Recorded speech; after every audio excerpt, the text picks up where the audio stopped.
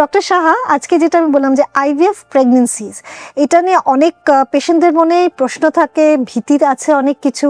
তো ফার্স্ট যে কোয়েশ্চেন অনেক পেশেন্টসরা জিজ্ঞেস করে সেটা হচ্ছে যে আইভিএফ প্রেগনেন্সিজ বাবা, এটা কি নর্মাল প্রেগনেন্সিজ থেকে আলাদা? আদেও কি কোনো ডিফারেন্ট আছে আইভিএফ প্রেগনেন্সিজ আর নর্মাল প্রেগনেন্সিজের মধ্যে? আর ডিফারেন্স যদি থাকে তাহলে সেটা কেমন করে ডিফারেন্ট?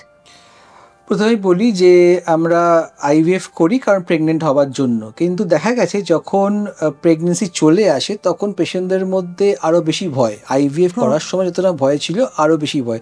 তুই দেখেছিস আইভিএফ প্রেগনেন্সি 6 সপ্তাহ এরকম করে পেটে হাত দিয়ে হেঁটে হেঁটে ঘরে ঢোকে, খুবই আস্তে আস্তে। হ্যাঁ, তারপরে হচ্ছে যে আমি কিভাবে শোবো, মাটিতে বসবো কিনা, আমি বাড়ির কাজ করবো কিনা, মানে আইভিএফ মানেই কমপ্লিট বেড রেস্ট হয়ে যায়।